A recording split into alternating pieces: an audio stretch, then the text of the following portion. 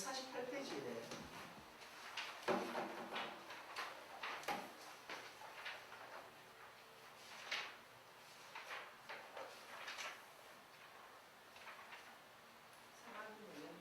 그렇죠. 우리가 지난 시간에 했던 내용이잖아요. 일단 그 전반적으로 했던 내용을 한번 기억 한번 더 돌이켜 볼까요? 상하 기맥 연결요법이라는 것은 기본적으로 조건이 있었어요. 어떤 조건이었냐면 첫째, 상하 수부에 있는 기맥과 족부에 있는 기맥. 손에서 맺히냐면 사지에 있는 기맥과 오지에 있는 기맥을 연결한다. 그죠? 수부와 족부를 연결한다. 두 번째는 음은 음끼리 연결하고 양은 양끼리 연결한다. 이게 두 번째였죠. 세 번째는 상생끼리 연결해야 된다. 그죠? 서로가 상생이 돼야지만 보를 하면 같이 보가 되고 사람은 사가 되니까. 마지막에 뭐였죠? 그렇죠. 사용한 혈이 명혈이어야만 된다. 만약에 락혈이 하게 되면 뭐가 되죠? 일반 보살법이 되니까. 그죠? 락혈은 어디 위치에 있죠? 그렇죠. 잘하셨어요. 명혈 밑에. 우리 몸에서 비교하면 어디냐면 락혈은 몸에서 이야기하는 몸 밑에, 손목 바로 밑에, 위에, 발목 바로 위에. 여기가 락혈이에요. 그럼 이게 발목과 손목이 어디 위치하냐면 우리 명혈자리 여기 발목이잖아. 우리 첫째 마디가 여기 명혈. 손목 발목. 그렇죠. 여기 손목 발목입니다. 상응요법. 그때 여기 손목, 발목, 무릎, 팔꿈치 이렇게 되잖아요. 여기 발꿈치. 그렇죠. 팔꿈치고 그리고 다음 자리에 손목 다음 자리. 되시겠어요? 그러면 거꾸로 다시 보면 경렬에서도 어떨까요? 경렬에는 채침의 경렬에서는 명렬이라는 말은 안 쓰는데 우리의 명렬이라는 말이 채침에서는 뭐라 쓰냐면 근본 원자 써서 원혈이라고 해요. 원혈. 우리의 명렬과 같아. 그러면 명렬은 어디 있다? 각 흘러가는 경맥의 발목 자리에 여기 다 명혈. 손목 자리에 있는 게 명혈. 그리고 그 위에 있는 게 바로 락혈이 되겠죠. 락혈은 공통된 말이에요. 우리도 락혈이라 하고 채침에서도 락혈을 해요. 그래서 명혈을 이용하는 몸의 치. 그렇지. 채침, 몸의 채침. 몸의 채침. 수지. 말하면 경맥과 기맥으로 표현할 수 있겠죠. 이 몸에는 뭐다? 경맥. 그렇죠. 손에는 기맥. 그렇지. 그러니까 이제 영어로 말하면 굳이 영어로 하면 메르디앙이라고 해요. 경맥. 메르디앙이라고 또 이건 적도선 뭐 이렇게 할 수 있지. 우리는 그냥 세계적으로 스탠다드는 메르디앙이라고 이렇게 표현하는데 우리는 이제 마이크로 메르디앙 영어를 하다가 지금은 사실 이제 굳이 그럴 필요 없이 우리말 그대로 기맥 이렇게 하면 되는 거죠. 근데 제가 주장하는 바는 기맥은 우리 두경요법에서는 기맥이 요게 기맥 아니겠어요? 우리 수지신 유태 박사께서 만들어낸 이게 요 기맥이 우리가 공부를 해보면 알겠지만 요 기맥에서 다소 아쉽고 보완되고 수정돼야 될 부분이 있어요. 이 경맥을 기맥에다 여기다 상응점을 옮겼는데 완벽하게 잘 옮기지 못한 게 몇 가지가 결정적인 실수가 있어요. 그래서 이것을 경맥을 손에다가 제대로 다시 넣어야 되거든요. 그래서 두경요법에서는 기맥이라는 말도 쓰지만 좀 더 구체적인 표현을 말하는 손에 있는 경맥이다. 그러면 뭐가 되죠? 수경맥. 우리는 이제 그렇게 변형하자, 바꿔가자라는 게 이제 주장하는 건데, 일단 여기서 보면 일단 기맥이다 이렇게 볼 수 있겠죠. 그래서 아까 상하기맥 연결요법은 장부의 기능을 조절할 때 보사법으로 강력한 방법을 쓰는데 침으로 보사를 할 때는 침 숫자가 줄어들진 않죠. 침 숫자는 어차피 침으로 보사할 때는 여기나 저기나 똑같이 두 개를 쓰는데 단지 쓰는 혈이 명혈이냐 락혈이냐 이 차이만 있는 건데 대신에 서안봉이나 이런 걸 할 때는 뭐거든요. 4개짜리가 2개로 줄어들고 효율도 높아지고 이런 장점이 있죠. 그래서 책을 한번 모처럼 읽어볼까요? 148페이지 두 번째 보면 자극요법 질환에서 제일 주봐야 되겠네요. 근방에 자극을 주는 것보다 원거리, 멀리 자극을 주는 것이 우수하다. 특히 기능적인 질환일수록 원거리 자극이 효과적이고 항부에 자극을 주면 그 부위에서만 반응이 일어나지만 수지 부위나 타 부위에 자극을 주면 그 반응이 폭발적으로 이제 멀리 지렛대와 같은 원리가 나타난다. 따라서 간단한 경우는 상부점에 자극을 주어도 회복되지만 좀 더 진행된 것은 기맥에 자극을 주어야 되고 그보다 좀 더 악화된 경우에는 기맥요법을 이용해서 효과적이다. 여기 기맥요법이라는 건 뭐냐면 여기서 말하는 기맥요법이라는 자병우치, 우병자치, 상병하치, 합병상치, 음병양치, 양병음치와 같은 방법을 말하는 거예요. 그래서 즉 좌측이나 우측으로 치우쳤을 때는 자병우치, 우병자치, 질환이 상하로 치우쳐 있을 경우는 상병하치, 합병상치, 내장 대 내장 반사로 인해서 전병이 되어서 발생하는 경우는 음양기맥요법이나 오행기맥요법이 우수하다. 질환이 악화되어서 다스리기 곤란한 경우에 이때는 상하를 연결시켜 조절한다. 그래서 가장 어려울 때 이걸 쓴다는 것이죠. 거기 보시면 여러분 이해 못하지는 않겠지만 내장 대 내장 반사 이런 말이 있어요. 그 말 그대로 이해를 그대로 하면 뭘까요? 내장에서 내장으로 병이 반사, 전달된다 이 뜻이잖아요. 그렇죠? 그러니까 우리는 이렇게 볼 수 있죠. 이 내장에서 내장으로 병이 전달된다는 건 우리는 기초반에서도 배웠고 그 다음 이걸 어떻게 표현했냐면 기억나실지 모르겠지만 상합전병이라는 말로 배우지 않았습니까? 그죠? 상합전병, 서로가 병이 전달한다. 간단하게 한번 설명드리면 간이 실해지면 첫 번째 담이 허해지죠. 그리고 간과 상극이 되는 바로 토, 금, 폐와 비장이 모두 다 허해지잖아요. 네, 그러면 반대에 있는 위장과 대장이 당연히 또 함께 실해질 수 있고 마지막에 누구 준다? 자식인 심장을 주게 된다. 네. 뭐 쭉 돌아갔는데 그래서 이걸 간단하게 다시 또 정리를 하면 어떻게 전병 순서를 어떻게 되냐면 음양, 첫 번째 음양으로 병이 전달되고 두 번째 관으로 간다. 관. 세 번째 그 다음에 자식, 그 다음에 어미. 그래서 이거를 전병되는 순서라면 음양, 관, 그, 자, 모. 시작 같이 해볼까요? 시작. 음양, 관, 그, 자, 모. 한 번만 더 해봅시다. 관, 그, 관하고 그하고 자, 모. 이렇게 간다는 거죠. 기억할 수 있겠죠? 관, 그, 자, 모. 그러니까 요거를 장부에 연결시켜보면 어떻게 돼요? 간실이 되면 어떻게 될까요? 간이 실되면 음양으로 바뀌니까 다 모가 되잖아요. 맞죠? 음양관계니까. 음양관이니까 다 모가 되고. 그리고 관이니까 폐허가 되겠죠. 간실이 되면 첫 번째 다 모가 되었다가 두 번째 간의 관리가 극이 폐거든요. 근데 폐허가 되겠죠. 그러면 당연히 대장실이 될 것이고 세 번째가 극이니까 목국토하면은 비호가 되겠죠. 비호 그러면 위실. 예, 그 다음에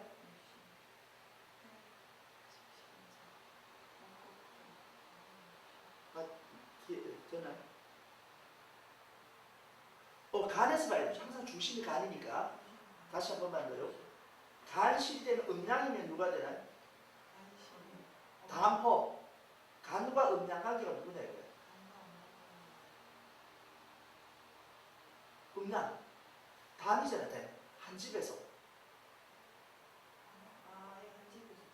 그렇죠. 담호가 되죠. 그 다음 관리가 누가 되냐면 목의 관리는 금이죠. 세죠. 나무가 두려워하는 게 금이잖아요. 금. 금이니까 폐가 허해지겠죠. 그래서 대장실이 되고 간이 실하니까 간이 실하는 상대 맞은편에 있는 상극은 모두 다 반대가 되죠. 반대가 된다 그죠. 그러면 폐가 허해지니까 대장이 어떻게 돼요? 반대. 대장이 실해지죠. 그죠? 한 집안에 살아가는 음양관계가 또 되니까. 그리고 극이 누구죠? 목이 만만한 놈이 토, 비장이 되겠죠. 그리고 간실이 되면 비호가 되겠죠. 비장을 또 제압하니까. 비화가 되니까 위실이 되는 것이죠. 위실. 이렇게 하면 어떻게 됩니까? 다시 간의 입장에 가볼까요? 간의 입장에 가보면 간과 이웃하지 않은 나머지 두 개의 장기를 다 제압했죠. 근과 토를 다 제압했죠. 네, 그렇게 나면 누굴 준다? 첫 번째 자식. 간의 자식을 줘야죠. 간의 입장에서 봐야 돼. 간의 기준이 지금 손이 간에 가야죠. 간의 자식 심장. 심실이 되겠죠. 자식을 주니까. 그럼 같이. 그리고 마지막에 누굴 준다? 모. 다시 간에 가야지. 간에서 어미. 수가 되겠죠. 어미니까. 그렇죠. 신실이 되겠죠. 네. 상생은 같이 실하고 상극은 반대가 되는 거니까. 그렇죠. 한번 다시 생각해. 그거 다시 이제는 물러설 수 없습니다. 이제 이해를 하셔야 돼요. 그래서 물러서면 안 돼요. 그러니까 간에서 입장에서 보면 항상 간을 중심으로 놓고 봐야 돼요. 이렇게 보시면 돼요. 한 번만 더 할게요. 간에서 놓고 보면 여기에 이렇게 5개가 있으면 나를 중심으로 내 이웃한 거 2개가 있죠. 누구입니까? 간과 이웃한 게? 그렇죠. 심장과 심장, 이웃한 게 2개가 상생. 그럼 얘들은 나와 운명이 같다는 거예요. 내가 싫어하면 함께 싫어하고 내가 마음 함께 와하고. 나와 이웃하지 않는 2개가 있죠. 누구? 비장합회. 바로 비장합회는 뭐가 된다? 나와 반대가 된다. 그래서 간이 실해지면 자기가 실해지면 무조건 이웃하지 않는 나머지 2개를 제압하려는 성질이 강해요. 저는죠. 그걸 2개를 잡아먹으면 그러면 반대쪽 그 안에서는 비허가 되면 위실이 되겠죠. 그렇죠. 폐허가 되면 또 어떻게 된다? 대장실. 오케이. 그리고 나서 나와 이웃한 게 누구다? 아까 심장과 심장 2개 다 어떻게 나와 함께 같이 실하다. 오케이? 예. 그 안에서 이제 순서를 보면 상극을 제압하는 관계에서 상극이 어차피 이쪽 상극도 제압하고 이쪽 상극도 제압하는데 누굴 먼저 제압하냐? 누굴 먼저 제압한다? 관을 먼저 제압하고 그 다음에 극을 제압하고 그 다음에 자식과 어미를 주는데 그 중에 누굴 먼저 준다? 자식을 주고 마지막에 어미한테 간다. 상합적대의 원칙, 순서. 그러니까 예를 들어서 간이 안 좋으면 우리가 황달이 많이 생긴다잖아요. 그럼 간이 황달이 생겼으면 황달 색깔이 악화돼서 벌게졌어요. 눈이 충혈이 왔다. 그럼 그 중에 색깔이 무슨 색깔이에요? 붉은 색깔은? 오행이 어디죠? 예. 화. 그치. 그러면 이렇게 눈이 화로 가서 붉어진 사람과 눈 색깔이 검은 색깔이 된 사람이 있을 수 있어요. 그걸 흑달이라 하는데 검은 색깔은 어디예요? 수. 그러면 벌겋게 된 사람과 흑달이 된 사람이 있다면 어떤 사람이 더 증상이 악화된 사람, 위험한 사람입니까? 그렇죠. 검은색이 되는 거예요. 자식에 갔다가 마지막에 어미로 가니까 검은색이 엄마의 색깔이 됐으면 그 증상이 더 위험한 색깔이 되는 거예요. 그렇죠. 같은 증상도 이 증상이 어느 장부에 영향을 줬느냐에 따라서 이 병이 지금 진행 속도가 어느 정도 된다는 걸 미뤄 짐작하기 위해서 상합적 병을 보는 거예요.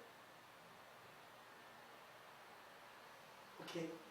아, 예. 좋아요. 이렇게 했어야 되는데 내가 덜렁덜렁 넘어갔거든요. 모든 건 다 제 탓입니다. 그게 이제 그게 바로 지금 여기 나온 내장 대 내장 반사인데 사실 여기 반사라는 표현이 있거든요.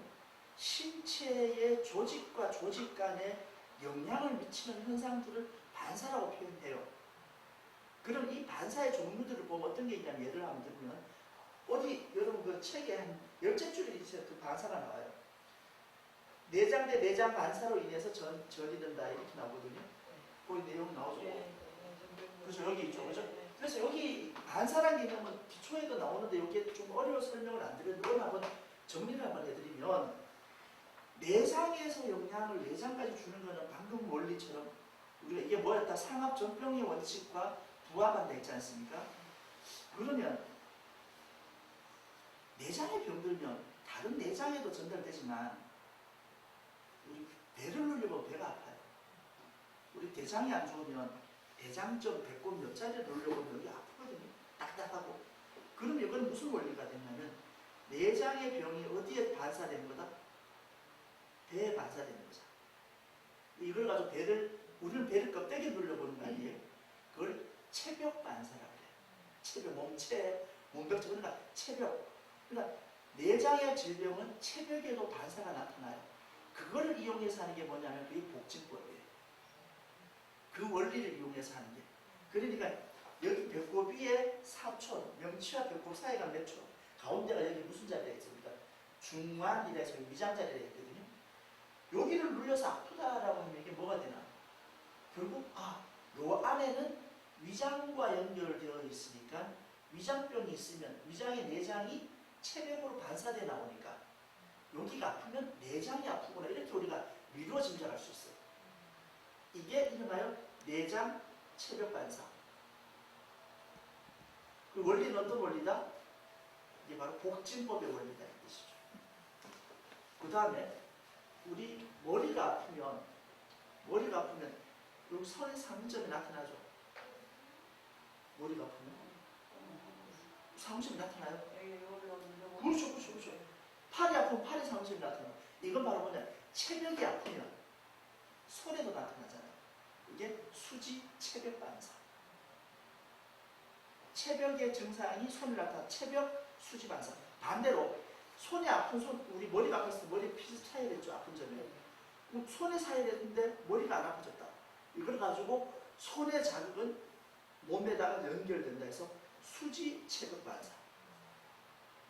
진단하는 것은 체벽 수지 반사라 하고 치료하는 것은 상응요법은 수지 체벽 반사. 같은 말인 것 같은데 원리를 따지면 몸의 이상을 손에서 찾으면 우리가 진단법 상응요법이고 손에 자극을 줘서 몸의 이상을 없애면 수지 체벽 반사. 이거는 상응법 치료, 상응요법 치료법이다 이거죠. 그렇게 할 수 있고 마지막에 우리가 하는 게 뭐냐면 체벽 내장 체벽 반사를 하는데 체벽 내장 반사라 해서 거꾸로 말하면 몸에다가 침을 꽂으면 내장에 전달되냐 이 말이에요. 아까 내장 체벽 반사는 복진법이 증명이 되거든요. 그러면 여기 위장이 아프다 해서 위장 자리에 침을 놓으면 위장이 좋아지느냐? 이거는 증명이 안 돼요. 오히려 위장이 긴장되고 딱딱해지고 그래요. 그래서 그 원리가 체벽 내장 반사의 원리가 이게 체침, 몸에 넣는 침의 원리예요. 그러다 보니까 이런 게 위험한 걸 알기 때문에 지금 체침은 직접 안 놓고 간접적으로 위장이 안 좋아도 위경 다른 데 놓고 이렇게 하는 거예요. 오케이?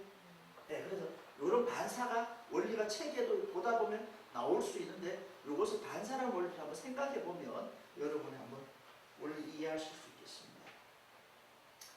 그 다음 내용 보면 본 내용은 두 기맥을 상하로 연결시켜서 시술하는 방법인데 기맥은 모두 12개로 되어 있고 이것은 손 상응부인 사지의 6개, 또 발의 상응부인 오지의 6개 기맥이 있죠.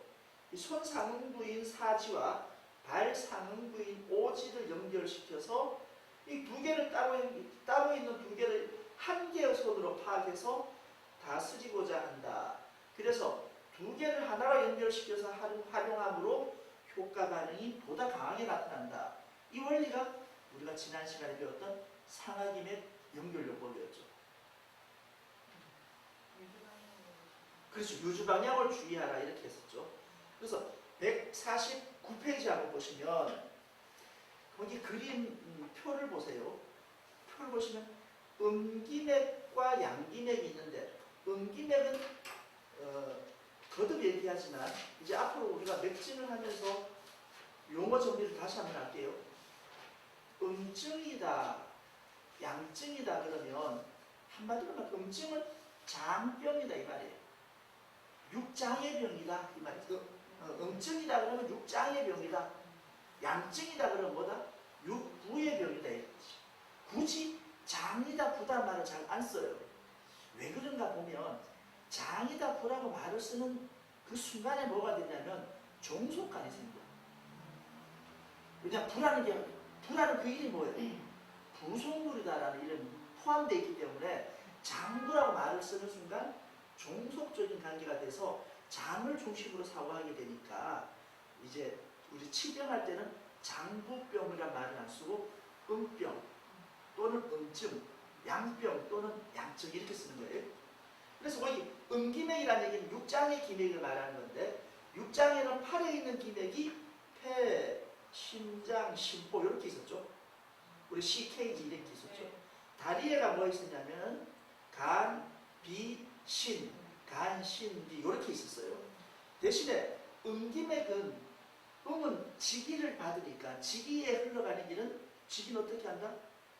그렇지, 그렇죠. 상승한다. 상승해야 되니까 팔에서 다리로 가나요? 다리에서 팔로 가나요? 그렇죠. 밑에서 위로 올라간다. 족부에서 수부로 간다. 그 화살표 방향 여기 돼 있죠? 수부. 그렇죠. 그 화살표가 어디에서? 예, 족부에서 수부로 가게 돼 있죠. 맞죠? 음즉 밑에 양기맥은 어때요? 양기맥은 삼소대가 팔에 있고 담방위가 다리에 있는데 어디에서 간다? 청긴 하가 나니까 수부에서 족부로 이렇게 가게 되죠.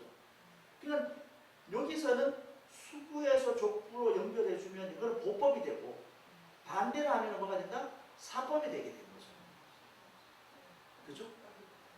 네, 흘러가는 것도 밀어주면 보법이 되는 거고 반대로 하면 사법이 되는 그 원리죠. 그죠?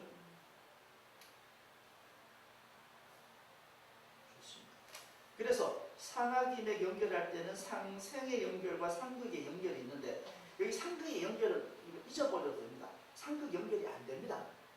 책에는 상생의 연결과 상극의 연결이 있는데 그 밑에 줄에 있어요. 그죠? 근데 상극은 아예 생각하지 마세요. 이거는 틀려요. 그렇죠. 아니면 여기 보면 상생의 연결과 상극의 연결이 있는데라고 말해서 그죠? 요건 상극의 연결 자체가 전제가 없다라고 생각해야 돼요. 뭐 상식적으로 그렇잖아요.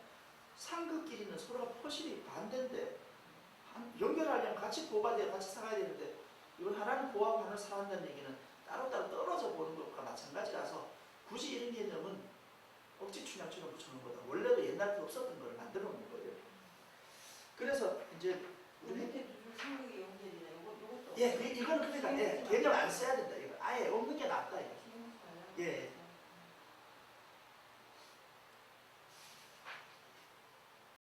그래서 보통 보면 모든 학문의 원리들이 너무나 가지치기가 많이 되면 스스로가 자승자박 자기가 자기를 묶어버리는 경우가 있어서 자꾸 새로운 걸 만들려고 하다 보니까 이런 게 무리한 게 나온 것 같아요. 원리대로 가야 되면 나올 수가 없어요. 넘어가셔서 150페이지 한번 보시면 그 원리가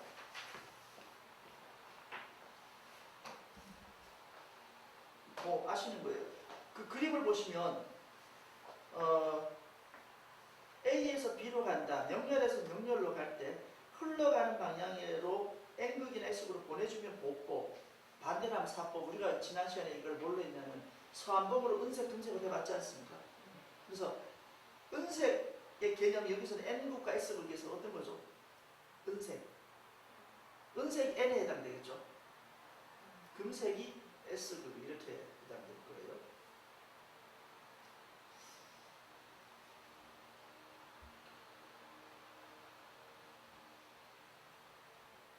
그 지난 시간도 우리 지난 시간 3개 정도 예를 들었었는데 첫 번째 뭘 했었냐면 기억나실지 모르겠습니다.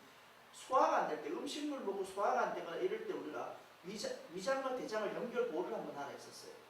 연결사법, 위장과 대장을 연결사법 하든지 아니면 비장과 폐를 연결 보법해라. 폐는 손에 있고 비장은 다리에 있다. 왜 비장과 폐일까요? 비장과 폐하고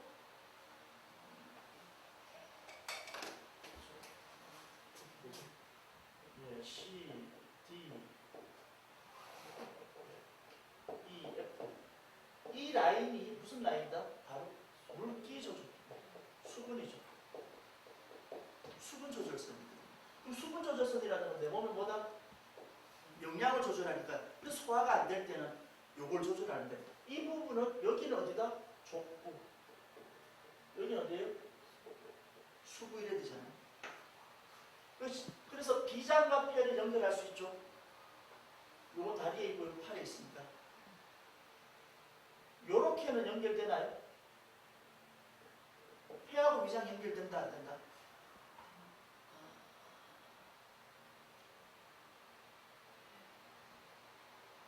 안 되네. 그치. 폐하고 비장은 연결 안 되죠. 왜? 양은 양끼리, 음은 음끼리 연결하라 했으니까 요렇게밖에 연결 안 돼요. 요거는 음이고 여기는 양. 이게 되세요? 첫째 이렇게 했잖아요. 음은 음끼리, 양은 양끼리 해야 된다. 그 다음 상생이 돼야 된다. 상생이 되면 요거는 뭐죠? 요거는 토. 요거는 금이는 상생이 되죠. 상생이 되고 또 수부와 족부를 연결해야 된다. 다 원리 맞죠? 대신에 흘러가는 방향은 음은 상승하고 양은 하강하니까 요거를 사하려면 어떻게 된다? 이렇게 내려오는 방법에서 반대로 해줘야지 사법이 되죠. 어느 자리에? 명료하래, 그죠? 여기는 반대로 보를 해야 되잖아요. 보를 하려면 위에서 올라가니까 똑같이 여기가 M, 밑에 N, 여기 S 돼야지 보가 되잖아요. 요게 지난 시간에 한번 했던 거예요. 그리고 하나 더 했었는데 허리 아플 때 우리 쓸 수 있는 거예요. 뭐 기억나시겠습니까? 대장하고 어디? 선생님 눈 마주치고 좀 그러고 그러고 아드님 허리 아프다고 이야기 그만큼 단디 듣고 갔으면서 대장 방광 대장 방광 우리 했었잖아요. 대장과 방광을 연결해라. 그래서 그때 우리 손에서 그림을 대장 연결, 방광 연결. 그래서 좌측에는 어떻게 해야 되겠다? 좌측에는 이걸 어떻게 해라? 사법을 해주고 우측에는 복법 써주라 이렇게 썼죠. 연결 사법. 그러니까 좌측에 연결 사법 하려니까 여기는 양이니까 양은 어떻게 된다? 양은 내려와야 되니까 하늘에서. 여기서 사실 이렇게 가는 원리죠. 유주가. 그럼 사법을 하려면 위에가 N, 여기가 S. 좌측에. 우측은 어떻게 해야 됩니까? 우측은 여기하고 여기를 어떻게 해라? 이것도 마찬가지고 위에서 아래로 내려와야 되니까 이건 복법을 해주려면 어떻게? 끌러가는 여기다가 N도 여기다가 S. 이게 이제 대장방광 연결 사법과 복법. 근데 왜 복법을 해주고 사법을 하는지는 그 원리는 우리가 잘 모르겠지. 맞습니다. 잘하셨어요.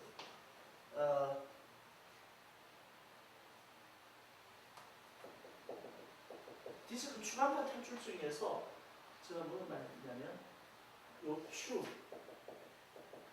4번, 5번 더 나가서 3번, 4번, 5번 여기는 허리 디스크가 제일 잘 생길 수 있는 곳이라 했어요.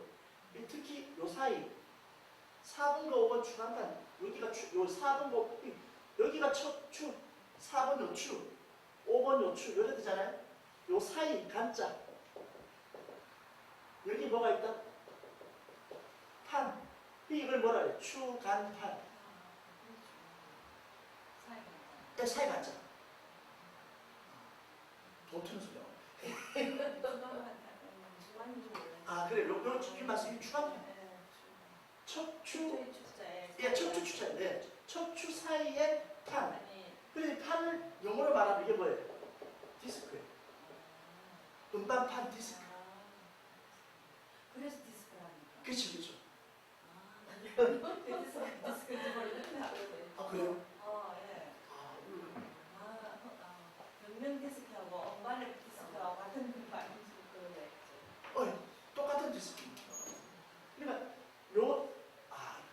저는 이게 보통 워낙 강의를 막 이런 얘기만 하고 다니니까 너무 일상적인 쉬운 얘기들을 생략하고 알겠거니 아시겠거니 그리고 괜히 막 이게 사족을 다는 느낌 들어서 괜히 뭐 어르신들한테 아는 척하는 것 같아서 말씀을 잘 못 드리는 느낌인데 설명 드리긴 않습니까?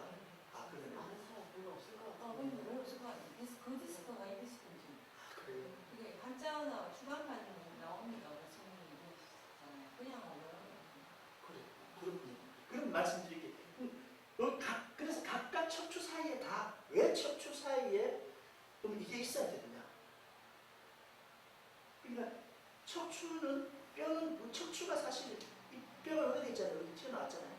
이게 왜 튀어나오냐면 척추가 중간에 눌러 튀어나왔잖아요. 이게 튀어나온 이유는 이게 별로 의미가 없어요. 단지 이게 안 튀어나오면 이 사이에 신경이 지나가거든. 근데 이게 튀어나오지 않으면 부딪혀 신경에. 그 신경을 부딪히는 신경을 보호하기 위해서 이게 뼈가 튀어나온 거예요. 중요한 부위. 여기는 뼈는 딱딱한데 다치더라도 신경은 안 다치라고 만들어놨죠. 문제는 이런 척추 사이에 가는 척수를 보호해야 되는데 위와 아래 이래 있다 보면 사람이 뭘 받냐면 중력을 받잖아요.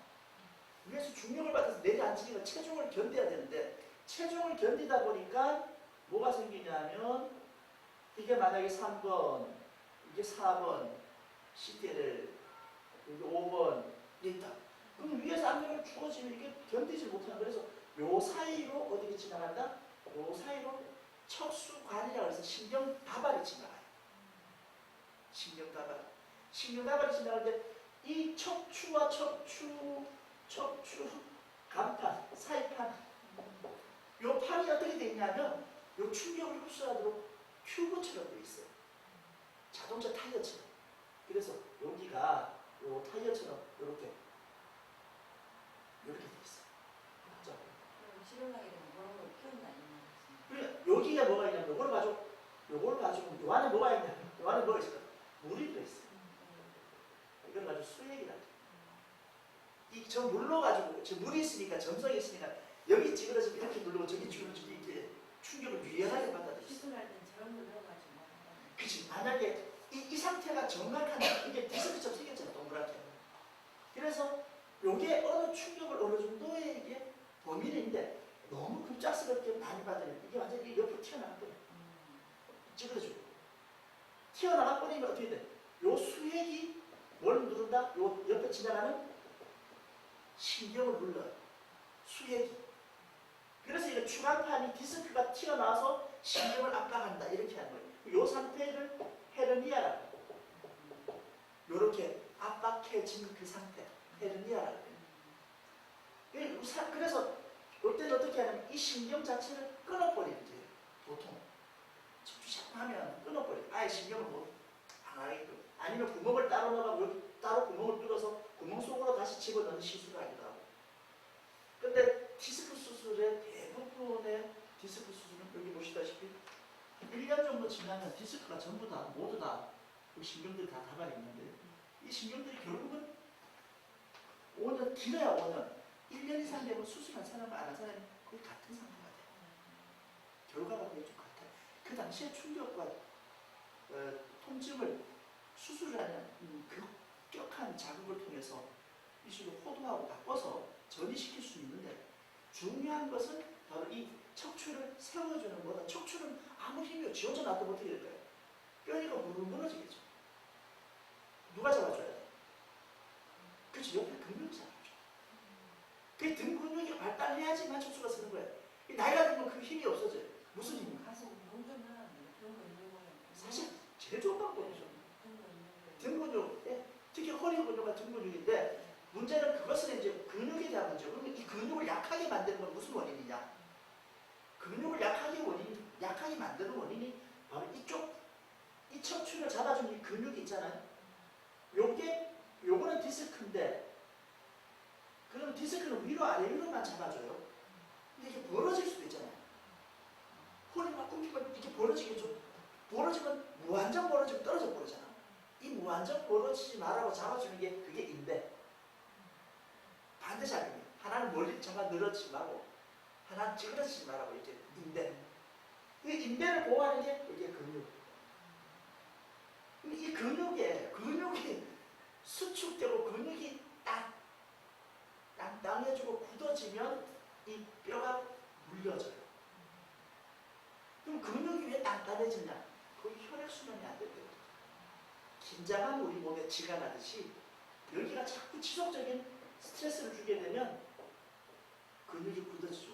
장시간에. 그래서 물리적으로 풀어도 되고 운동을 통해서 풀기도 하는데, 그러면 그 중에 하나가 뭐냐면 바로 이 척추 사이에 신경다발이 있는데, 이 신경다발이 미주신경이라고 해요. 왜 미주신경이냐면 미주신경은 대체로 내장, 12장부로 신경다발이 연결된 것을 미주신경이라 하는데, 내장 기능을 조절하는 자율신경이에요. 미로처럼 복잡하다고 미주신경이에요. 그럼 3번과 4번 요추에 사이에서 연결된 이 미주신경이 이건 어디로 가느냐? 이게 대장으로 가고, 이게 이쪽이 그래 대장병을 담당하는 척추예요. 이 대장이 다치면, 대장이 지속적으로 안 좋으면 이쪽부터 근육 마비가 오게 돼서 4번과 4번이 뇌 디스크가 생길 확률이 우리 보통 사람이 다 나와요. 그런데 이쪽이 특히 더 영향을 많이 받는 이유는 바로 이 4번과 5번 사이인데, 4번과 5번 사이에 여기에 디스크는 요 위에 24마디의 디스크가 있는데, 24마디 디스크 중에서 이 5번 디스크만 제외한 나머지 23마디는 뭐만 하면 되냐면 수직 운동만 하면 돼요. 위에서 아래로만 움직입니다. 아래로만. 유일하게 이 5번 요추만 여기서만 이렇게. 무슨 운동? 그렇지, 회전 운동. 요것만 회전 운동을 하니까 위에 전부의 중력을 이 회전 운동이 다 받아내니까 여기는 자연스럽게 요 3번, 4번의 영향을 무조건 받게 돼 있어요. 그러니까 3번, 4번, 5번이다. 그럼 4번, 5번이 디스크 생긴다는 건 이거는 일상생활하는 허리 움직이는 사람은 다 생길 수밖에 없어요. 그렇지. 네. 대부분 그렇게 돼요. 근데 그게 매번 아픈 게 아니고 컨디션이 좋고 신체 기능이 좋으면 좀 덜 아프고, 날씨가 안 좋고 컨디션 안 좋으면 아프가는 게 이 격차가 있는 것이 결국 내장 기능과 연결되어 있기 때문이죠. 그런데 우리가 이게 3번, 4번, 5번 요추가 이렇게 되니까 여기에 문제가 있다 하면 대장의 구조가, 그럼 아까 왜 여기는 좌측은 사법이고 우측은 보법입니까? 이게 문제의 핵심 요거였잖아요. 대장의 구성이 오른쪽에서 대장이 시작해서 오른쪽이 상행결장, 여기서 왼쪽으로 가려고 이렇게 횡행, 옆으로 간다. 횡행. 그 다음 어떻게 밑으로 가야 되잖아요. 그럼 이름이 뭐예요? 그치, 하행결장. 하행결장 내려서 변이 여기서 모이면 바로 직장까지 한 번에 내려가면 무거우니까 안 되니까 압력을 이렇게 분산시켜야 되잖아요.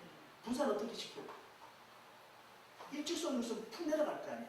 그러니까 이걸 옆으로 분산시켜. 무슨 자로? S자. 그 S결장. S결장. 그 밑에 있어요. 그 밑에는 바로 연결시켜야 돼요. 한 문과 연결시키는 직장. 그렇죠. S결장 밑에 직장이지. S결장의 이유를 아시겠어요? 왜 이렇게? 압력을 분산시켜. 그렇죠. 압력을 분산시키죠. 여기에 이 대장이 몸속에 숙변이 얼마나 들어있느냐? 얼마나 있을 것 같아요? 변비가 심하지 않은 사람들.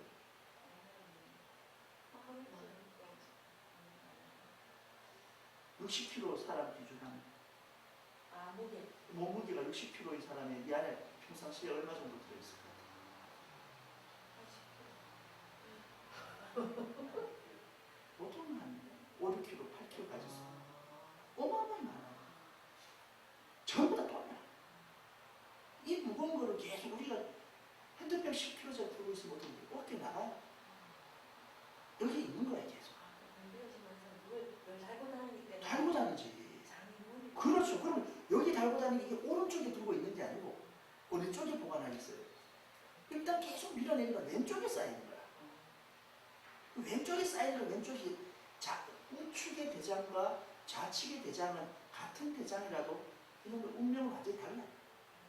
우측은 좀 깨끗한 편이고 좌측에는 전부 다 모아놓은 쓸어 모아놓은 거예요. 그러니까 여기가 너무 무거우니까 이쪽이 염증도 많이 발생할 수 있고 병도 많이 생기고. 그러니까 왼쪽이 아프다라고 한다면 거의 80%를 뭘로 받는다? 대장 때문이다. 이렇게 생각해도 다르죠. 그러니까 왼쪽은 대장실 염증이 있으니까 실증 환자들이 워낙 많을 수밖에 없는 구조가 있어요. 그래서 디스크다 그러면 왼쪽 디스크나 허리 디스크다는 이건 대장 때문이다. 이렇게 일단 대장을 편안하게 해줘야지 허리를 덜 받출 거 아니에요. 여기 뭐가 대장의 변이 자꾸 당기고 있는 거예요. 앞으로. 배가 나오면 머리가 아픈 거예요. 척추를 배를 당겨줘야 됩니다. 그게 못 당기니까 자꾸 안으로 계속 나가서 머리가 아픈 거죠. 그러니까 대장을 편하게 해주기 위해서 일단 대장 사법을 써줘야 돼요. 반대로 오른쪽은 대장 보호법이 중심입니다. 그래서 좌측은 대장과 방광을 연결사법해줘라. 근데 방광은 뭐냐면 내장은 아닌데, 내장이 방광과 연결되지는 않는데 허리를 담당하는 경맥이 방광경맥이에요. 오케이? 그러니까 직접적인 연결 장기가 뭐다? 대장. 직접적인 경맥이 방광. 다행히 대장은 수부에 있고 방광은 족부에 있으니까 좌측은 대장과 방광을 연결 사법으로, 우측은 대장과 방광을 연결 보법으로 조절하겠다 이런 거죠. 이제 쏙 들으시나요? 대장을 한 번씩 관장을 해주는 건 어떻습니까? 사실 급할 때는 그렇게 하는데 네. 썩 좋지는 않죠. 예. 제가 이번에 내시경을 하면서 대장 내시경을 하면서 네. 한번 피우고 나니까 예, 그렇죠. 피우고 나니까 제가 원래 변비 설사가 번갈아 가면서 있는 편인데 대장 내시경하고 나서부터 괜찮으시죠? 너무 좋아요. 그럼 그거는 잘 된 거예요. 근데 이제 그게 습관이 돼서 관장을 하는 건 안 좋죠. 장벽이 약해지면 대장이, 결국 대장도 근육이니까 지는 지가 해야 되는데 옆에 와서 하면 자기가 일을 방기하게 돼요. 선생님 저한테 물어봐 대장 문제 없느냐고 혹시 우리가 그래, 문제가 없으면 다행인데 문제가 없더라도 이 처방은 유효하다 이거예요. 예방차원에서 유효하고 그 다음에 구조적으로도 유효하게 돼 있다. 구조적으로. 네. 그러니까 대장의 문제가 설사 변비만 있진 않아요. 대장은 일단은 제습작용, 수분도 제거를 해야 되고 항균, 균도 만들어야 되고 제독, 해독 작용도 다 해야 되거든요. 그리고 혈액의 혈소판 작용도 도와야 되고 그리고 몸속의 출혈도 막아줘야 돼요. 그 비타민 K도 다 만들어야 되고 그리고 간에서 만드는 모든 제독 작용들을 대장에서 흡수도 해줘야 돼요. 또 소화를 도와주는 가스도 제거해야 돼요. 여러 가지 일들이 있어서 그 여러 가지 기능 중에서 우리가 외부에 드러나고 잘 볼 수 있는 대장의 일반적인 증상을 변이 좋냐라고 이를 보는 것 뿐이지 그 외에도 많은 기능들이 있으니까 굉장히 뇌는 대장은 뇌내라 그랬거든요. 뇌와 같은 조직이니까 단지 그게 없다 해서 없으면 일단 걱정은 안 해도 그 부분 걱정 안 하더라도 이쪽 허리 아플 때는 대장이 그래도 부담이 없으면 허리가 회복할 확률이 높겠죠. 그러니까 그래서 연결보제법은 방금 말씀드린 것처럼 효율이 굉장히 높고 효과가 빨라요. 빠른데 이것을 연결보제를 다 연결하는 것을 여러분들이 요 연결법은 여기에 좋고 저 연결법은 저기에 좋다라고 외워서는 할 수가 없어요. 할 수가 없고 어떻게 해야 되겠어요? 이해를 해야 돼요. 이해를 해서 응용을 해야 되는 거예요. 이제. 그래 한번 봅시다. 예. 똑같은 말이에요. 이게 여기에 제법을 이렇게 써갖고 억제한다 해서 제법을 썼거든요. 억제한다 해서 제법을 썼는데 이 제법이라는 것도 유태호 박사가 이제 워낙에 이제 채침하고 이제 비교가 되니까 독특한 명칭을 자꾸 만들어내려고 하다 보니까 한평생을 나는 사법만 썼는데 어느 순간에 본인 당신께서 제법으로 이름하자 하니까 세계적으로 통용도 안 되고 스스로도 익숙하지 않아요. 그럼 이런 말은 잘 안 쓰지거든요. 근데 여기 우리가 사법이라는 건 어떤 사법이죠?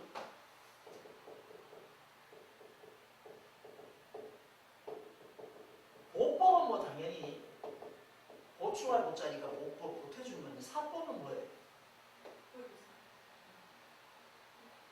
죽을 사자 같은 생각이 드는데 이 사법은 죽일 사자가 아니라 쏟을 사자예요. 쏟을 사자. 우리 설사.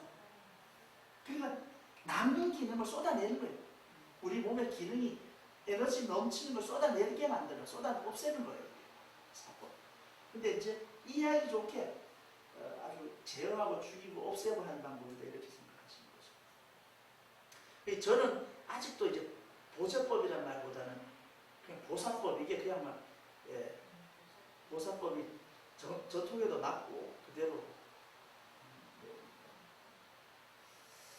요 정도 스피드 속도가 이해하기가 좋은 스피드 속도. 어떤 아닙니다. 요 스피드 제가 혼자 가서 그래서 넘겨보시면 153페이지 152페이지에 보시면 그 대장 기맥과 방광기맥 보제법이 나오죠. 그리고 이걸 아까 이해를 할 때 밑에 보시면 기역 부분이 있어요. 기역에 제일 밑에 줄 양실증 양증에서 대장 방광이 동시에 승할 때 사용한다 라고 하는데 그 오른쪽에 가보면 이 경우가 어떤 경우가 있냐면 대표적으로 참고하면서 요통, 후방통, 요통 디스크일 때 우샤다 일어났어요. 그죠? 후두항통은 무슨 뜻이에요? 그치. 그러니까 후두부는 뒷머리고 항은 뒷목항. 뒷머리와 뒷목이 아픈 거. 두통과 목이 같이 아픈 거. 뒷목과 뒷두통이 아픈 거. 그래서 이런 말 들어보셨나요? 한강증. 한강증 어떤 걸까요? 한강. 굳어질 강증, 굳을 강증. 그 뒷목이 뻣뻣해지는 게 한강증이에요. 뒷목이 단단하게 굳어지는 걸 한강증이라고 그러죠.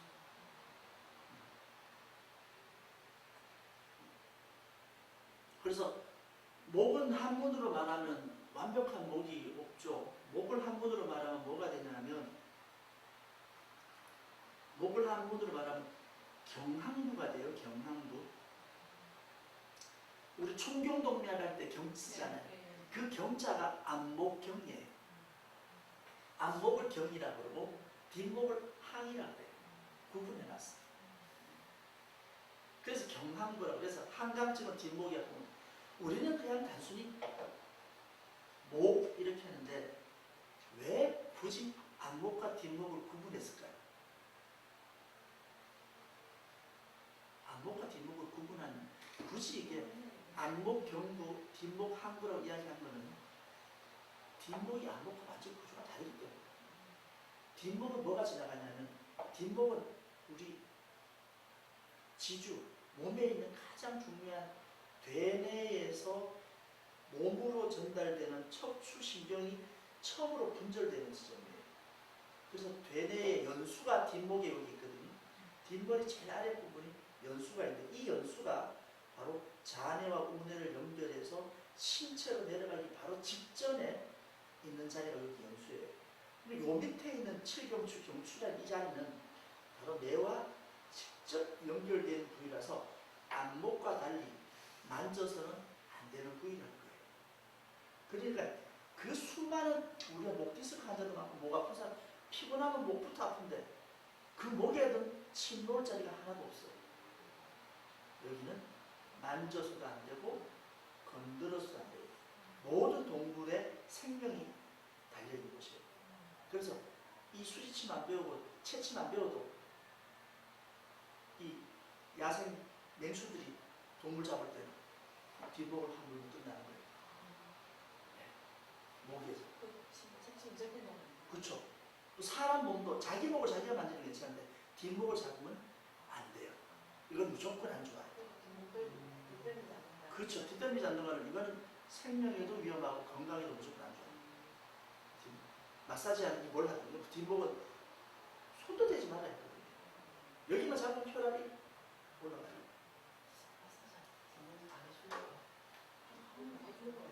그죠? 그 사실은 하면 안 돼요. 그게 굉장히 어깨도 덥고 어떨 때는 마사지를 받고 나면 더 머리가 아프고 더 어깨가 뻐근해지는 이 느낌 받을 때 있는데 그렇게 하면 그럴 수 있어요. 그래서 우리 척추 부분을 척추가 우리가 몇 부분을 나눌 수 있죠? 척추가 경추, 흉추, 요추 이래 있죠? 요추 밑에 선추, 미추를 한 부분 더 있다고 보면 아마도 제일 위에하고 제일 밑에는 건들면 안 되는 거예요. 그래서 경추와 선추, 미추는 만지면 안 좋다. 그래 무슨 말이에요? 이걸 다르게 표현하면 부교감 신경 계열이다 이렇게 표현해요. 그 부교감 신경 나머지 두 개는 등과 허리는 사실은 많이 만지면 좋아요. 그래서 말이든 소든 등에다 태우는 거 다 좋아요. 미추는 꼬리뼈. 꼬리뼈 위에 우리가 선골, 선추가 위에. 근데 꼬리뼈도 한 번씩 운동할 때 자극하면 좋다고 하는데. 꼬리뼈를 자극하면 안 좋아요. 안 좋습니다. 네. 우리 칭칭해. 부교감 신경과 교감 여기 방금 말씀드렸던 만져도 좋고 등을 타도 좋은 거는 우리 애는 등이 없잖아요. 이건 좋아요. 그래서 얹게 돼 있어. 그럼 여기 왜 교감 신경 계열이고 요 나머지 두 개는 부교감 신경 계열. 왜 부교감 신경 계열이 어디에 있냐면 만져서 안 되는 위험한 부위를 보호하기 위해서 부교감 신경 덩어리를 모아놓은 거예요. 예민하게. 그럼 그 대표적인 것이 어디냐면 귓구멍이에요. 귓구멍 이 안에는 부교감 신경 덩어리예요. 잘못 건드렸다고 내가 찡하게 올라가요. 엄청나게 위험하죠. 두 번째 나는 곳이 어디냐? 배꼽이죠. 이렇게 배꼽과 귀처럼 예민한 곳이 목과 선추다. 여기 만져서는 안 되는 곳이다. 그러면 배꼽 만지면 짤짤한 느낌이 신경이 뭉치게 있었어요. 그렇죠, 그렇죠. 외부 균에 쉽게 노출돼 있을 수 있고 이런 곳이기 때문에 위험하니까 거기에 훨씬 방어막을 많이 세워놓는 거죠. 예민한 와이가 닮아서. 그게 무슨 계열? 무슨 신경 계열? 부교감 신경 계열. 그리고 다시 말하면 교감 신경은 만지면 좋다, 안 좋다? 만질수록 좋다. 부교감 신경은 만지면은 안 좋다. 그러면 교감 신경이든 부교감 신경 이걸 같은 두 개 합쳐서 뭐라 그래요? 두 개 합쳐서 부르는 이름을 자율신경. 그럼 자율신경은 말 그대로 지 혼자 돌아가는 거지. 우리가 사람 뇌가 조절할 수 없어요. 그러니까 이 자율신경은 어떤 데 있어야 되나? 혹시 인간이 게을러서 정말 할 일을 못하면 죽어볼 수 있잖아요. 근데 생명 활동에 직접 연관되는 일들은 자율신경이에요. 자율신경. 그래서 이게 그러니까 우리가 대신에 인위적으로 자극할 수 없어요. 그래서 자율신경의 특징이라는 건 건들면 내려간다는 건데 교감신경이 내려가면 부교감신경이 올라가서 사람 기분이 좋아져. 근데 부교감신경을 만지면 부교감신경이 된다. 내려오니까 교감신경이 흥분해. 그리고 사람한테는 피곤해지는 거예요. 이해되시죠? 그럼 우리 뭘 만져야 돼? 자꾸 교감신경을 만져서 안정을 시켜줘야 돼. 대부분 90% 이상의 병들은 교감신경이 업돼서 생긴 병이거든요. 이걸 낮춰줘야 돼요. 교감신경 한계증이죠. 예. 그럼 이 교감신경을 낮춰주기 위해서 교감신경이 많은 곳을 찾아가야 되는데 그 교감신경이 어디에 많다? 손에 많다. 온몸에 분포돼야 될 그 교감신경 전체의 절반이 손에 밀접돼요. 그렇죠. 손에 무조건 여기에 자극 주는 게 온몸의 교감신경보다 훨씬 더. 온몸에는 교감신경이 있다 하더라도 여기에 16,000개 정도, 몸에 16,000개 있어도 몸은 워낙 부피가 넓으니까 또 지방 밑에 들어있으니까 교감신경이 있는 곳에 접근하기가 쉽지가 않다. 손은 좁은 부위에 교감신경이 밀집해서 있으니까 교감신경 아닌 곳이 없다.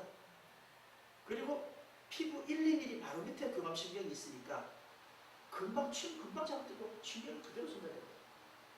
그래서 손이 교감신경 자극 주기가 매우 좋은 위치다. 그런 예, 9월입니다. 우리가 아주 뭐 고급 맥주를 하면서 기초한 내용을 지금 먼저 설명해요. 아닙니다. 이게 근데 그때 들을 때는 그냥 들은 거고 지금 들으면 이게 감흥이 완전히 달라서 이해가 쏙 될 겁니다. 실험을 통해서 이렇게 있고 그렇죠. 그래서 지금 보면 요 대장단강기명요법의 보상법이 이렇게 원리가 있어요. 그래서 요렇게 케이스 바이 케이스로 설명이 돼 있는데 요거는 방금처럼 우리가 상하기명 연결요법 할 수 있는 케이스가 여러 가지 만들 수 있잖아요. 요 손에 담하고 소장도 연결할 수 있고 담하고 상초도 연결할 수 있고 이런 것들은 원리를 일단 이해를 해놓고 나면 향후에 맥을 우리가 공부하고 맥을 보살할 때 이때 응용해서 이걸 가져갔을 거예요. 지금은 아무리 이거를 외운다 하더라도 까먹어버리기 때문에 외워서는 안 돼요. 이건 이해해서 원리를 이해해서 이걸 응용을 해야 돼요. 그 중에 대표적인 게 이런 것들이고 위장, 대장, 폐, 비장 이런 거 있다. 이 정도 하면 이해를 좀 하실 수 있습니다. 근데 나는 굳이 책을 꼭 봐야겠다면 봐도 됩니다. 보지 마라 그런 뜻은 아닙니다. 봐야 됩니다. 네, 이거는 그러면 넘어가셔서요.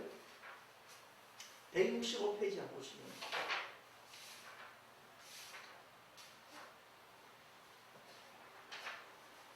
우리 그 치방학 이 페이지 요거 처방한 거 요거 이 치방학이라고 해요. 치방학 치료한다 치방학 요 부분 우리가 했다고 하면 됩니다. 다 한 겁니다. 실제 우리 이틀 동안 한 게 이거거든요. 치방학 2장 어디냐면 125페이지 치방학 다스리 치자 씁니다. 예. 그리고 우리가 왼쪽이 아플 때는 환부를 먼저 한다 이렇게 해서 우리가 수업을 시작했었잖아요. 이 부분 여기까지 내용입니다. 그 내용이. 그러면 165페이지 한번 다시 한번 돌아오면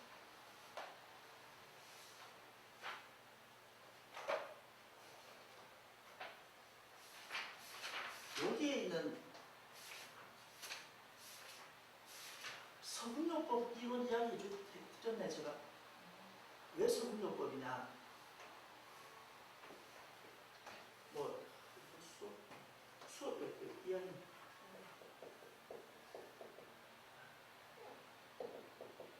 수지침 저기 뒤에 있습니다. 우리 처음에 수지침 학회였어요. 그런데 이제 수지침 학회에서 수지요법 학회 그 다음에 수지침요법 이름이 조금씩 이게 비슷한 것 같아도 바뀌어왔는데 무슨 얘기냐면 유태 박사께서 1975년도에 이 부분에 대한 독점권을 유지하기 위해서 이 학문을 보호하기 위해서 그랬겠지만 통상 사용권들에서 이제 특허를 해서 이 명칭에 대한 사용을 제한해 놨었어요.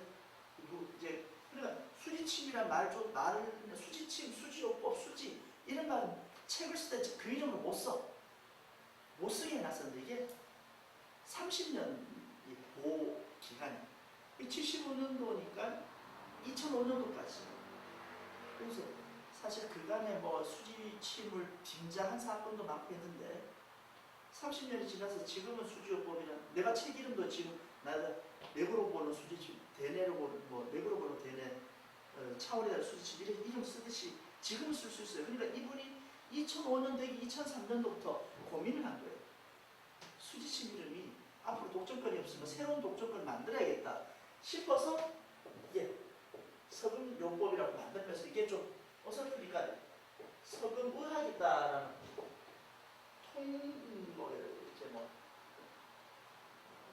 전체적인 이름 의학을 만들어 놓고 이걸 상서로울 서자에 아주 좋은 쇠다 이런 뜻인데요. 서금의학이라는 건 우리 수지침을 가만히 보니까 침 말고도 많더라 이거예요. 근데 사람이 자꾸 수지침만 하니까 고려 수지침, 침 놓는 거는 고려 수지침이라 하고 침 말고 뜸 뜨고 봉 붙이고 발판하고 음식 먹고 뭐 별의별 게 다 있는데 침 말고 나머지는 모두 다 서금요법이다. 침 빼고는 서금요법이다. 이렇게 한 거예요.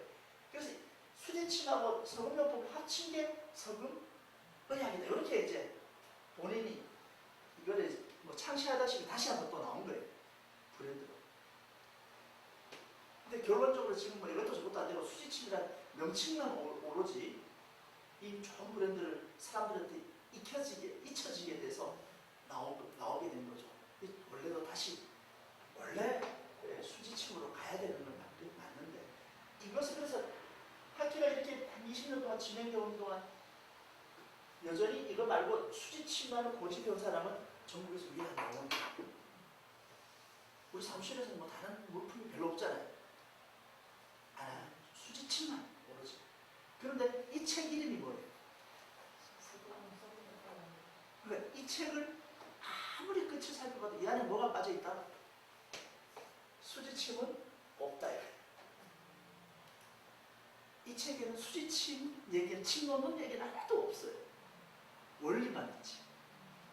그러니까 원리는 우리가 똑같이 적용되는 거라서 하긴 하는데 그 이유가 이제 거기에 있는 거예요. 이제 이해되시죠? 이렇게. 그러면 이제 여기 서금요법 대립론이라는 것은 이것도 말이 또 만들어진 건데 한마디로 말하면 우리가 뭘 배웠냐면 좀 전에 제가 설명드린 거예요. 자율신경 원리예요. 대립한다는 게 대립된 거잖아요. 균형을 잡히는 게 대립인데 무너진 건데 바로 교감신경과 부교감신경, 자율신경 원리가 바로 이 원리예요. 그래서 165페이지 하고 있습니다. 그래서 장부에 우리가 아까 내장 대 내장 간살인데 장부의 기능에 이상이 생긴다는 얘기는 쉽게 말해서 자율신경 이상이다. 조금 더 세밀하게 들어가면 아까 자율신경 중에서도 교감신경, 부교감신경이 있었지만 내장 기능에 직접적으로 연결시키는 건 뭐였다? 미주신경이라는 게 있어요. 네. 근데 포괄적으로 우리가 자율신경에서 교감신경, 부교감신경 이렇게 이제 따지는데 그 교감신경과 부교감신경이 보시는 바와 같이 조화가 안 맞을 때 이때 질병 상태라는 게 90% 사람들이 느끼는 질병의 90% 아니면 더 나가서 심하면 95%는 다 교감신경이 이렇게 올라가는 거예요. 그 그림도 교감신경이 올라간 그림만 있죠? 그죠? 부교감신경 올라간 그림은 없어요. 부교감신경이 그럼 올라가는 병은 없느냐? 무조건 부교감신경이 올라가면서 가면 무조건 좋기만 하냐? 그렇지 않아. 교감신경이 이게 너무 높으면 피곤하기도 한데 교감신경이 너무나 떨어지면 활동성이 없어요. 그러니까 부교감신경이 이렇게 올라가서 생기는 병은 몇 개가 있어요. 대부분 그 병들은 만치병들, 우리가 알고 있는. 혹시 그거 아시는 루게리 같은 거. 사람 무슨 활동을 하고 싶어도 몸을 쓸 수 없는 병. 눈을 감지 못하는 병, 눈을 뜨지도 못하는, 표현 못하는 병.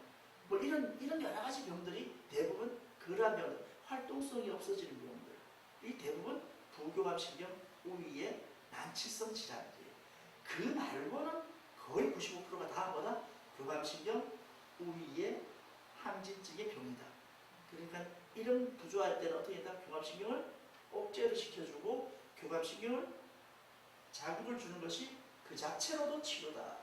그래서 그런 의미에서는 다른 어느 부위보다도 손이라는 부위가 매우 좋은 수단이 되는데 막연하게 손을 많이 만지고도 좋지만 막연함보다는 기맥 체계에 따라서 수지침 이론에 따라서 만지면 자극의 빈도, 자극의 양을 최소화시키면서 효과는 극대화시킬 수 있다.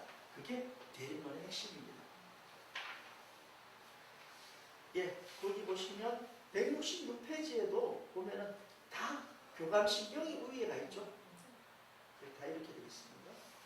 이 내용은 대립론이라는 것은 한마디로 말씀드려서 여러분들이 그냥 우리 장부의 상합전병 이렇게 생각하셔도 될 거예요. 그래서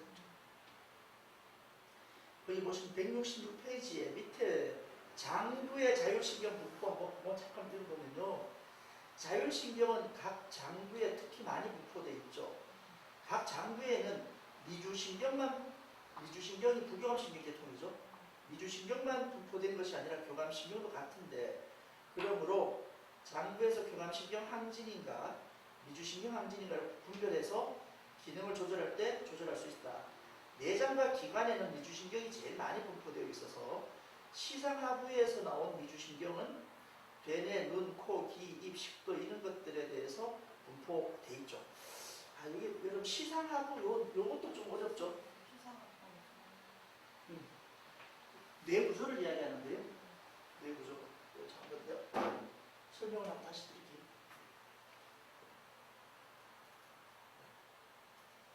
뇌가 이렇게. 한번 봅시다.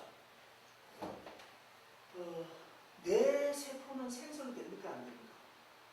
우리 뇌 세포는 안 되죠. 대생 안 된다 그러잖아요. 다시 복원 안 되잖아요. 그렇죠. 그 중에서 뇌내 신생피질,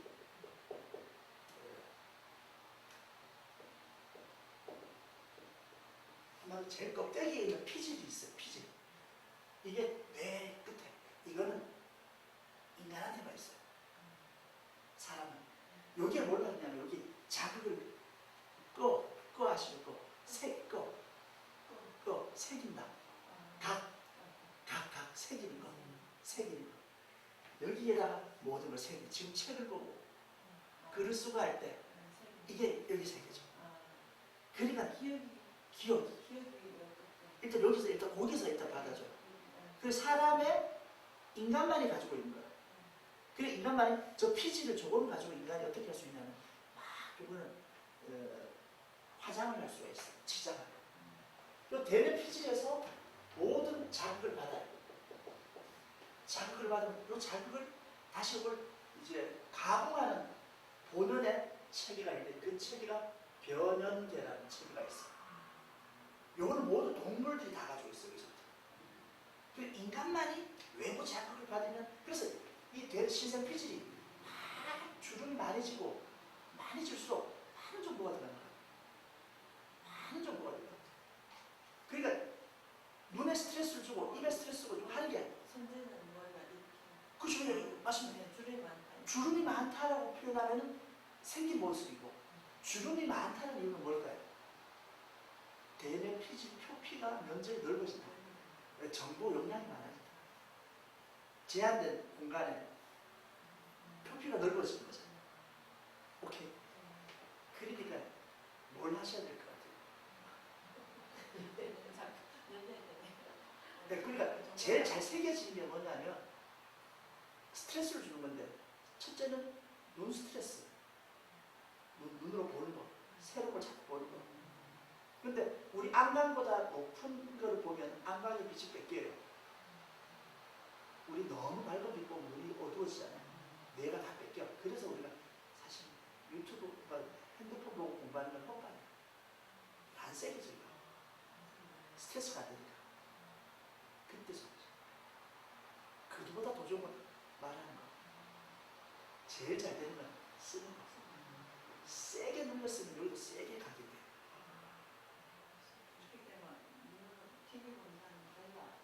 사실 쑥 지나가는 거예요. 여기 쑥 지나가는 거예요. 공부할 때도 쓰면서 공부하는 그 방법이 그렇죠. 사실은 영상을 눈으로 보고 흘러가는 건 기억이. 오히려 안 나. 여기는 잘 안 나가요. 머리가 좋은 사람들, 습관이 된 사람들은 그 변형기까지 연결되는데 우리가 뇌를 스트레스 줄 때는 가능하면 그렇죠. 보고, 그러니까 보고 말하고 쓰고 하는 게 이게 보통 그러네. 옛날에 우리 조선 유학자들 집안에서 앉아서 늘 낭낭하게 그리는 소리를 냈지 않습니까? 그리는 소리가 그게 집안의 전통이거든요. 실제로 맞아요. 그래 말하는 거. 이게 변형계까지 가요. 이 변형계에서 여기서 정보를 가공하면 그게 다음에 이제 이거를 신체 오늘 각 부위에 무슨 정보가 들어와서 이쪽에 호르몬을 좀 보내야 되겠다라고 하면 이제 그게 시상으로 연결돼요. 여기서 그래서 대뇌 호르몬들이 조금 준비를 해.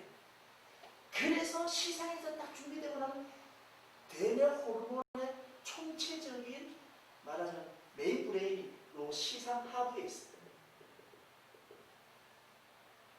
그리고 시상 하부 밑에 가장 핵심적인 뇌분비 호르몬이라고 들어봤죠. 8개 우리 뇌분비 호르몬이 있어요. 장위에 난소 호르몬, 손가치 호르몬, 갑상선 이런 걸 담당하는 게 자궁 호르몬. 이게 바로 뇌하수체. 뇌하수체 전엽과 우엽. 요 뇌구조가 저렇게 돼 있어요.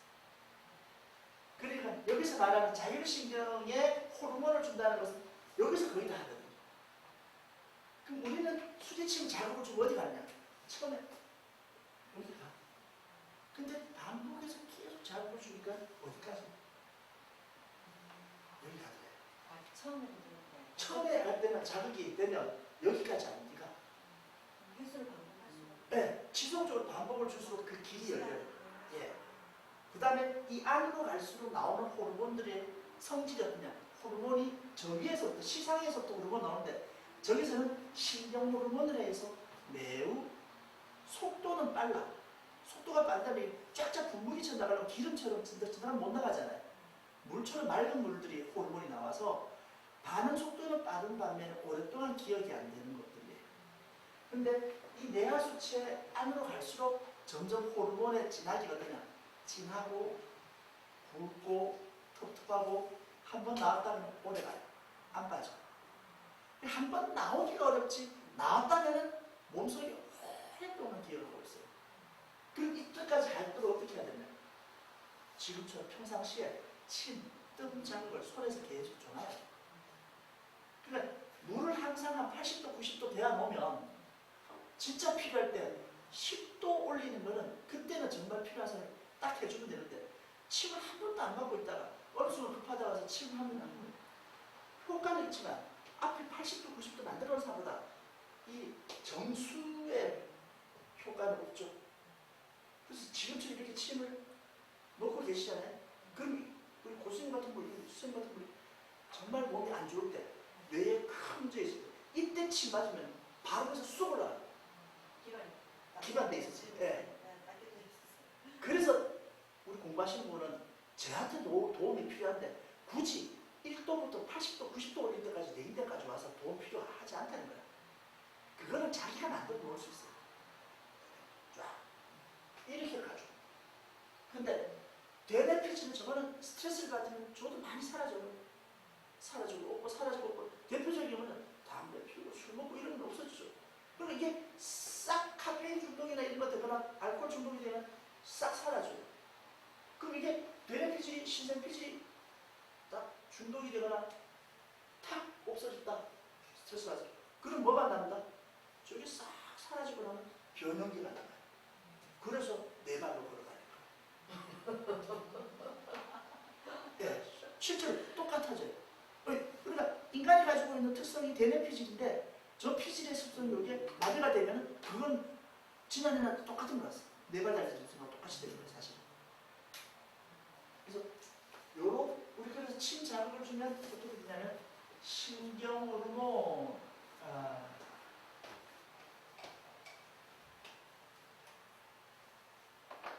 첫 번째 신경 전달 물질. 신경 전달 물질이 여기서부터 이렇게 시작이 돼요. 이게 나오다가 조금 시간이 지나면 반복해서 치고 나면 아까 한 번 침 탁 났는데도 속이 푹 내려가잖아요. 이게 나온 거지. 반응 속도가 굉장히 빠르고 한 번에 싹 없어지는 거예요. 근데 그걸 계속 반복하면 그만큼 시원하네. 안 해. 그 다음 또 없어. 근데 그래서 약한 자극을 그때 요걸 쓰고 반대로 이런 약한 자극을 계속 주면 그 다음부터는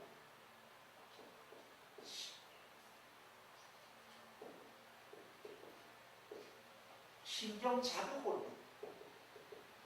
자극 호르몬 나와. 그 다음 주면 이제 신경 호르몬 나와. 마지막에 뇌분비 호르몬까지.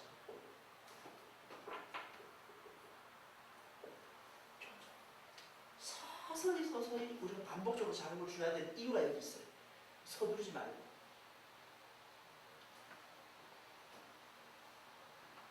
오늘날 서양의학에서는 갑상선 호르몬이 안 나온다 그러면 방법이 없어요. 갑상선 호르몬은 내분비물 호르몬이기 때문에 갑상선 자극 호르몬 저 안에 있으면 뇌 안에 뇌하수체까지 가야 되니까 방법이 없어요. 근데 수신 자극 중에 저 끈적끈적하게 한번 나오기 시작하면 나오더래. 나오더래. 이걸 알면서 알고 있는 이상은 안 할 이유가 없는 거예요. 힘들지 않아요. 이걸 못 만든다. 인간의 힘으로는. 근데 내 안에서 내가 스스로 만들어내기 때문에 요 원리를 쑥 지나가게 되면 만들어진다. 만들어진다. 성장 호르몬이 뭐가 다 만들어진다. 네, 당연하죠. 원리가 이러니까 자극의 양과 반복되는 시간을 아직 우리가 계량화시키기에는 턱없이 경우의 수가 작기 때문이지만, 그러나 지금까지 경험도 이번 이론상 그 다음에 우리가 제가 가지고 있는 여러 가지 치유 사례를 보면 그대로 되더라고요. 예, 대구에서 키가 안 커서 온내가 세 달만에 쭉쭉 커서 지금 아무 문제 없어요. 근데 지방하셔가지고 얼마나 차이시나요? 정말 중요한 게 글쎄요, 아니에요. 키 작은 사람들은 최고의 가능해요. 그러니까요. 일단 우리는 내가 뭐 그걸 전문을 뭐 그거 하나 보고 우리가 하는 건 아닌데 이 원리가 여러이기 때문에 주변에서 우리가 충분히 할 수 있다. 해야 된다 이거죠. 근데 우리 수지식의 장점과 단점이 너무 간단하다는 장점이 또 다른 단점이 되기도 해요. 두 번째는 물리적인 자극을 줘야 된다. 그래서 해야 된다고. 자기가 하든지 뭐 약을 한 번만 먹으면 돼요. 근데 우리는 여기 치료받으면 매일 와야 되는 거고. 요즘 이 장점과 단점이 혼용되어 있어서 이게 그래서 서로가 맞아야 되겠지만, 그래서 공부한 사람이 확신을 가지고 하는 방법이 제일 좋은 방법입니다. 그 원리가 자율신경 원리. 요 내용이 요걸 여러분들 읽어보시면 제가 설명드린 내용이 그대로 있어요.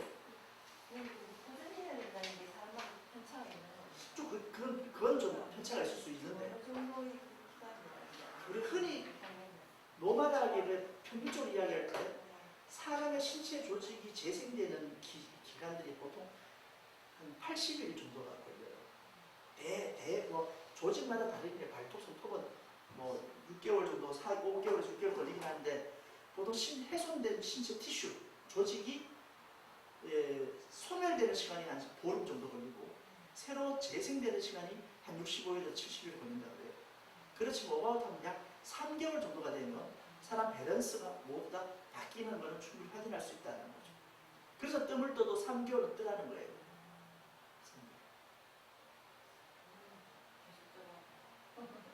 침도 마찬가지입니다. 침도 더 빠른 효과가 나죠. 여기 와서만 하지 말고. 여기까지 하겠습니다. 수고하셨습니다.